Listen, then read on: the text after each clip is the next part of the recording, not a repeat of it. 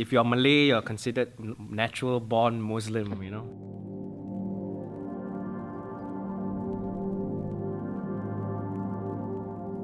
My mom did remind us every day to pray 5 times a day back then. My dad, as far as I can remember, he is a very religious man. He still is. Islam as a religion never was really. It really bothered me because I never knew what God is, who God was. I never understood the Quran when I was reading it. I went to a madrasa, which is a religious school. Never understood a thing they say. Never understood the doctrines they teach. And I often would get into trouble because I was always questioning the teachers. And I would say things like, oh, you know, if Allah is so great, why can't He just talk to us? My parents divorced when I was young. And somehow I found myself in school, surrounded by non-Malay friends. Some of these guys, they happen to be Christians. So when I was in high school, I got a bit more rebellious, you know how kids are, teenage years. And I was a drinker, I was a smoker, I was taking drugs.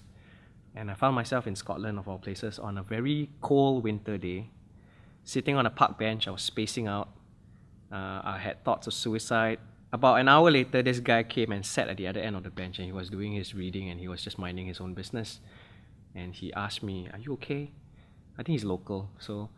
And normally I don't talk to strangers, but somehow I felt compelled to tell him my stories. I just blurted out everything. I'm looking for answers to my life. I don't know why. I have suicidal thoughts. I want to die here.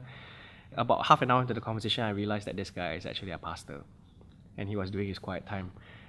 He actually lent me his Bible. He says, "I want you to go back to your hotel and read this." And the first thing I saw was the book of Jeremiah, and it says, verse 1:5, it says, you know, "Before I formed you, I knew you." And I was like, I passed by the cathedral to pass him, this guy, his Bible back, because I still have doubts and I didn't want to.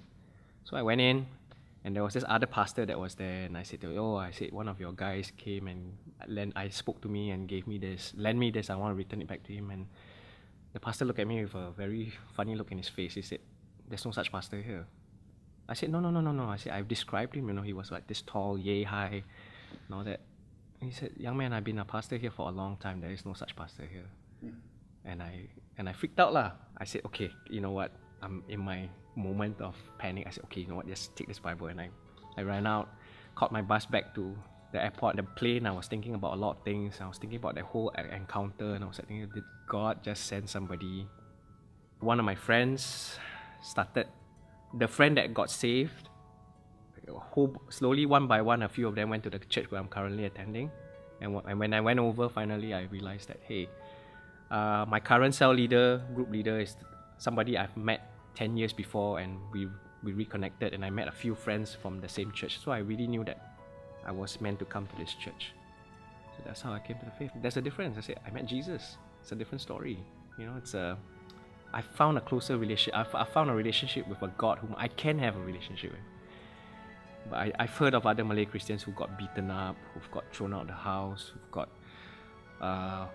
sent overseas to live with their relatives only to be locked out of the house over there, and they're stranded in another country. If you ask me now, I wouldn't want that life back. You know, I want this one. I don't mind being persecuted. I mean, I've gone through persecutions. You know, after 10 years, I can openly declare and say, "Hey, I'm a Malay Christian. So what? You know, I stand for the Lord. You know, and I stand for the kingdom." Yeah.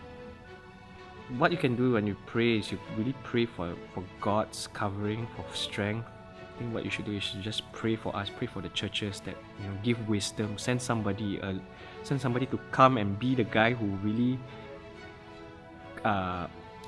prays for these people, who really knows, who guides them, who mentors these people. But if you approach a Muslim and you're friends with a Muslim and he tells you about his struggles, and you can say, "Can I pray for you?" And they are usually very accepting of you praying for them, because prayer is free. I never knew what happened in Scotland. I mean, I try not to freak people out with it.